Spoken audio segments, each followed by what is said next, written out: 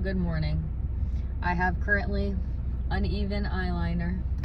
My hair is half damp, but I am ready for the day.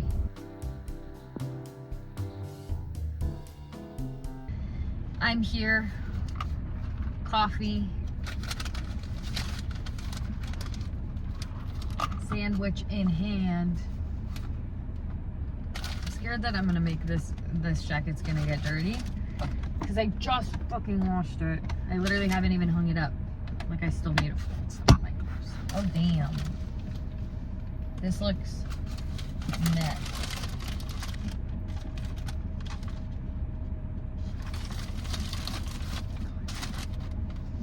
Okay, let's try it.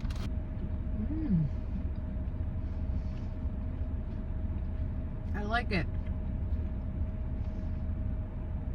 I say like 8 out of 10, which is great because it's a sandwich, you know. Wow. And I like their spicy mayo. Actually is a little bit spicy. How wonderful. All right, I am at the park. I have my coffee and my journal. I had to write everything down because this coffee has made my brain go haywire. So I don't really know what's going on.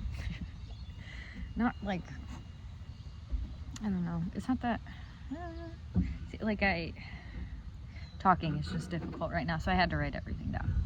But I'm gonna be talking about my April favorites. It's the end of the month. We only have one day left of April. So I'm gonna talk about all of my favorite stuff. Music, I have talked about this man every video that I've done. So I'm not gonna dive into it, but his album came out this month. So that's why, and he's one of my favorites. But Joe, listen to The Crux if you haven't. Literally, I don't think he has one bad song in his entire discography. Highly recommend. Then specific songs I've been listening to a lot that like have made me happy. I Can Change, LCD Sound System, and From Now On, The Features. My favorite things to do this month.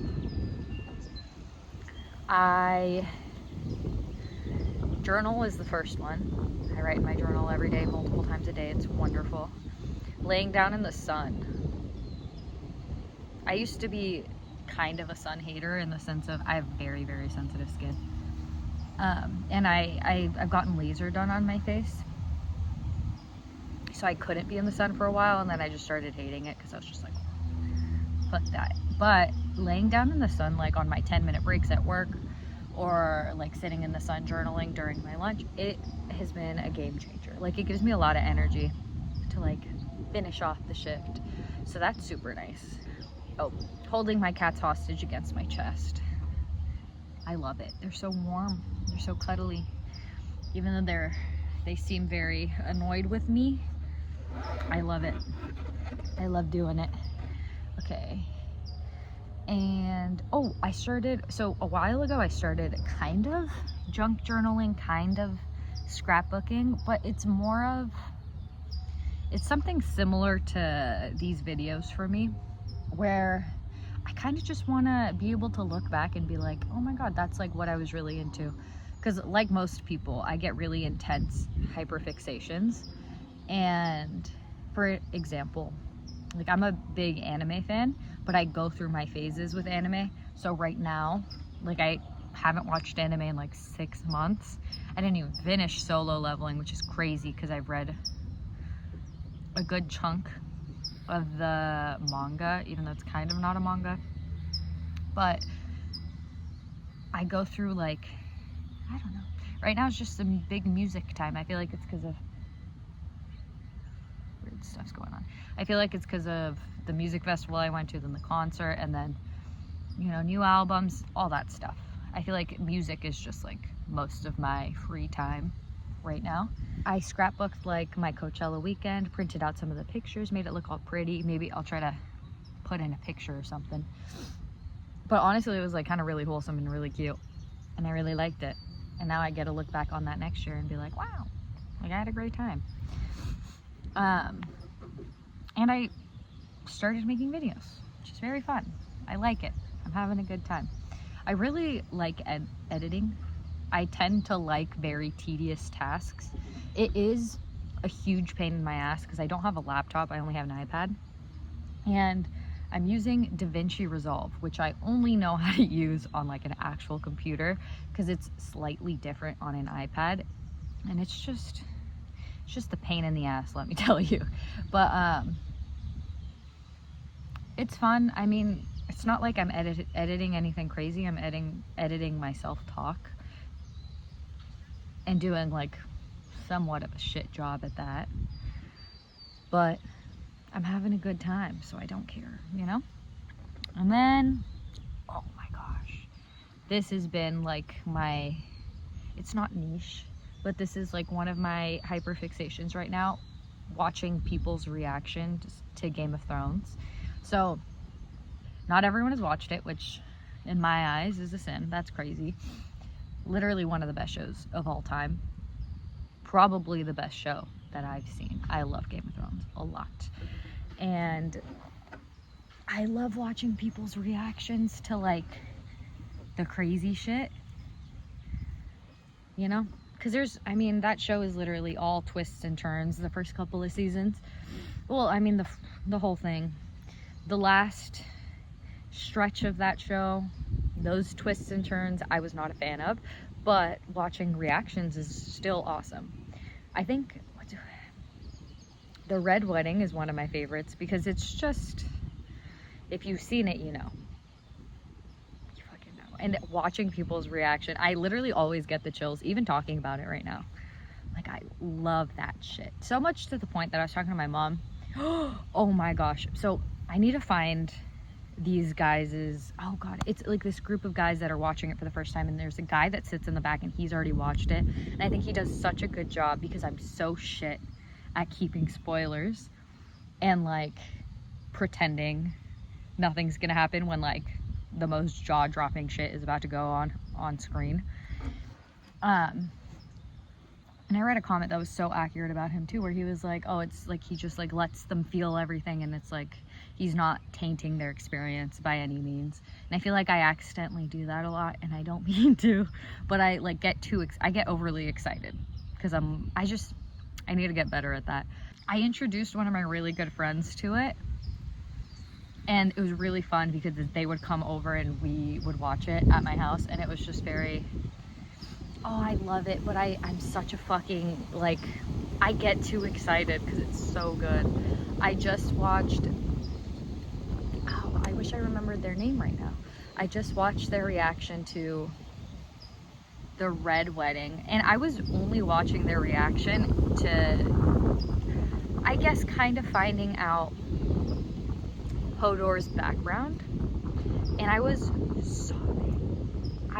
sobbing. It is, oh my gosh, it wrecks me. I think that's one of the saddest moments, other than, I feel like the two saddest, I don't know, there's too many. That show's fucking insane if you haven't watched it. I'm at the park and oh my god, I have too much hair, but I thought something walked past me. I got scared. Oh, but I love Game of Thrones. I love Game of Thrones so much. Okay. Ooh. So I went on my Letterboxd. If anyone wants to follow me on my Letterboxd, I would love it because I only have like 3 or 4 people on there. I only watched 3 new movies this month, which is kind of a bummer. But I watched Easy A, Pitch Perfect, School of Rock. Love all of those. Pitch Perfect is like such a comfort movie for some reason. And then the new movies that I watched was Hell of a Summer, One of Them Days, and The Life List. My dad told me to watch The Life List because I think he got sick and he was just like watching movies on Netflix. And it's pretty wholesome. Like, a good message, but it's not one to write home about per se, you know?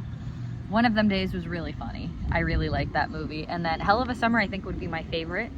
I don't know if it's just because I love Fred Hechinger. I think he's awesome. Oh, and then what I've been thinking about, I guess it could be a theme of the month, now that I figured it out. But I journaled about it yesterday. Hold on, I wrote my dreams down this morning. The reason that this ties in together is because I saw a video of a guy commenting on another girl's, like, hot take, essentially. But she says, it's 2025. If you didn't respond because you're busy, you're lying. Everyone has a phone addiction. You didn't respond because you didn't want to. People make time for what they want to. And then she says, there are people watching reels while driving, and you think they weren't on their phone. I think that last comment is crazy, because honestly, if my friend is on fucking Instagram while driving, I think it's weird.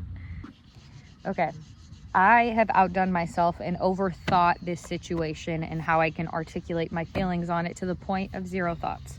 So I'm gonna tie it in to a nice little neat bow and only touch a little corner of the subject. And if you want better, more eloquent thoughts, I don't know if I'm using that word right, but if you want better articulated thoughts, I'll link the video of the guy talking. And I wrote this in my journal a couple days ago, and then I saw that video, and I think that's why I'm thinking about it so much, and I want to talk about it. But one of the biggest lessons that I've learned from friendships is to stop expecting people to treat me the way that I treat them. And in a way, learn to give love without expecting something back. Not to the point of bleeding yourself dry, but to not hurt your own feelings with your own expectations of others. I think that this is what people mean when they say you're hurting your own feelings. It sounds jarring, but they aren't wrong. Don't disappoint yourself, just learn how people are and whether it's someone who you want to give your energy to. And I feel like that could be maybe a slightly cynical way to look at things. But at the end of the day, like, for me and the type of person that I am, I know I'm not available to people around me and my friends 24/7, and they are aware of that, and they love me and respect me still. And if you are someone who is, that's okay, because that's your own prerogative. Do what you want to do. But I do feel like this girl, in that sense, because she seems like she was ranting in it, and it seems like something so small to expect from other people, but it kind of isn't, because you're asking people to be available to you 24/7, which is a lot, I feel like. But it does really boil down to what this guy says in that video about the bare minimum, and how we use this term so lightly, but everyone's bare minimum is so fucking different. And I need to be better with this, because now in retrospect, after hearing this guy talk, I realize, like, when my friends are dating someone, I almost always am using this term, like, they're not doing the bare minimum. And most of the time, I'm not gonna lie, in my opinion, I'm a little bit right, obviously. But I think now when I engage with my friends and give them advice, or they're venting to me about whatever's going on, I definitely think it's gonna make me change how I speak to my friends and give them advice when it comes to dating, because I use bare minimum so often now that I'm really thinking about it. And it is important to communicate your bare minimum to someone else, because how else are they supposed to know? You know? And if you do communicate your bare minimum to someone else and they still can't fulfill your bare minimum, then I guess that's a different story. But it's really making me reevaluate how I give advice to my friends. Sometimes the bare minimum from a partner or a friendship really is like kindness, and that's very different. But if you're expecting, I don't know, like flowers, it's really, I'm like tripping myself up, because I'm thinking about one specific friend that I've given advice, and I've said very contradicting things now that I'm thinking about it, because I'm like, well, they don't know you very well yet. Like, you have to communicate to them how to love you, essentially. But I've also been like, they're not even doing the bare minimum. But I mean, everyone has a bare minimum. So what's her bare minimum compared to his bare minimum? And it's a slippery slope over here. But I don't know. This might be like a slightly empty conversation.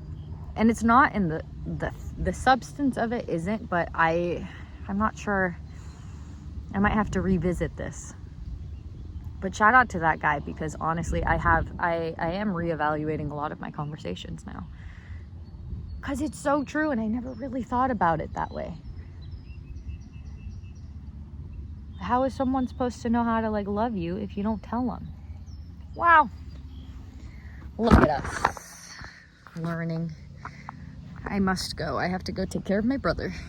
But I'll talk to you guys later. And I don't know how I'm gonna edit all of this together, if I'm so honest. I have like 30 minutes of me just yapping and then getting really confused in my own thought process. All right, have a great day.